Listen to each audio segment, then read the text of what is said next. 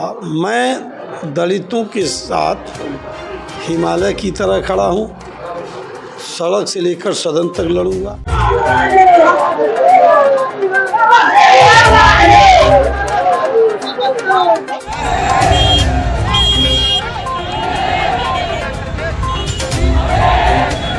आज गोरखपुर में अंबेडकर चौक पे गोरखपुर के अंबेडकर चौक पे विरोध प्रदर्शन देखने को मिला, जिसमें एमएलसी साहब देवेंद्र प्रताप सिंह जी वहां आए हुए थे। उसमें छात्रों का आरोप था कि छात्रावासियों में 30% का कटौती किया जा रहा है। उस तरह का बोर्ड लिए हुए थे और हम बाबा साहब का फोटो हाथ में था। इस तरह का प्रदर्शन जय भीम के नारों से पूरा अंबेडकर चौक गूंज रहा था। किस तरह का ये प्रदर्शन था, आप वहाँ गए हुए थे? देखिए, राज्य सरकार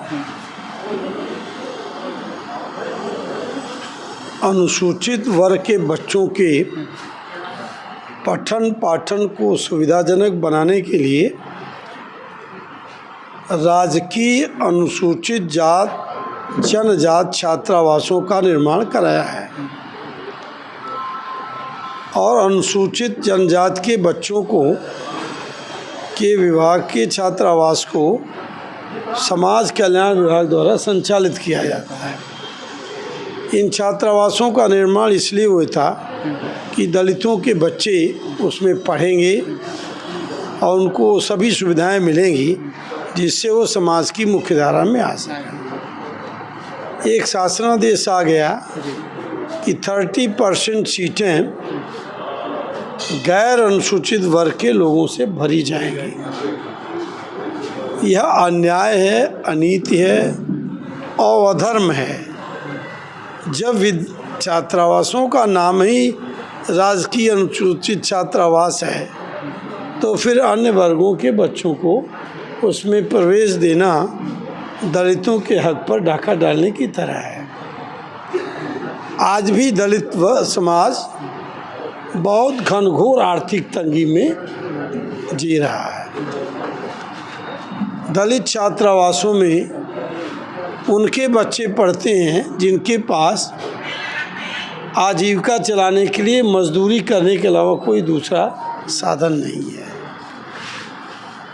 ये बच्चे सरकार से मांग कर रहे हैं कि दलित छात्रावास में अन्य वर्गों को न दिया जाए और ये दलितों के लिए बना है तो दलितों को दिया जाए। ये मांग उनकी जायज़ है। मैं वहाँ मौके पर भी गया था और मौके से ही समाज कल्याण मंत्री से भी बात किया था और ये अनुरोध किया था कि इन छात्रावासों को सुसज्जित किया जाए। हर छात्रावास की छत पर लाइब्रेरी बनाई जाए, मेस चलाया जाए, वाईफाई की सुविधा हो और बच्चों को कॉम्पिटिटिव माहौल दिया जाए। इस तरह का मांग था आप लोगों का? हाँ, आज भी 9 सूत्री मांग माननीय मुख्यमंत्री जी को भेजा गया है। अब दलित छात्रावास में दलित बच्चे नहीं रहेंगे तो कहाँ रहेंगे? सर, कुछ लोगों का मानना है कि जब सभी लोग रहेंगे उसमें, सभी वर्ग के लोग रहेंगे तो एक मेल मिलाव भी रहेगा, जिससे जो समाज में भेदभाव वाला कहा जाता है वो सब दूर होंगी एक साथ रहने से, और जो छात्रावास का उन्नति हो सकता है और भी आगे उसमें छात्रावास में जैसे सुविधा, आप जो बात कर रहे हैं सुविधा भी बढ़ सकती है। इस तरह का लोग मतलब कह रहे हैं मार्केट में। दलित समाज जिन गाँव में रहता है वहाँ बड़े लोग भी रहते हैं, लेकिन दलित समाज का विकास हुआ नहीं हुआ। दलितों के छात्रावास में जब संपन्न आर्थिक वर्ग के लोग रहेंगे तो उनमें हीन भावना का जन्म होगा और सामाजिक समरसता खत्म होगी। लोगों को का टकराव बढ़ेगा दलित छात्रों में और संपन्न वर्ग के छात्रों में। हम कहते हैं जब बनाया ही उन्हीं के लिए गया है तो क्यों आप सामान्य लोगों को रखेंगे, क्यों अनुसूचित वर्ग के लोगों को रखेंगे? आप बताइए। ये सब बकवास है। दलितों के छात्रावास में दलितों का ही प्रवेश होना चाहिए। अभी ऑनलाइन अप्लाई कर दिए लोग, तमाम लोग पा भी गए होंगे, लेकिन ये अन्याय है दलितों के साथ। एक सवाल और था कि ओम प्रकाश राजभर कैबिनेट मंत्री जब वो आए थे तो ये मामला अभी चल रहा था, मतलब उछल रहा था, अभी इतना बड़ा नहीं हुआ था। उनसे सवाल किया गया तो कह रहे हैं कि ये जो सरकार की तरफ से निर्णय आया है वो सही है और इसमें मेल मिलाव की, जो अब मैंने पूर्व में भी कहा है कि मेल मिलाव की स्थिति बढ़ सकेगी, इस तरह का बयान था। ऐसा कहीं संभव नहीं है। व्यवहारिक रूप से देखिए तो ये संभव नहीं है। दोनों के सामाजिक रहन सहन में गंभीर फर्क है। बच्चे हीन भावना का शिकार होंगे। और मैं दलितों के साथ हिमालय की तरह खड़ा हूँ।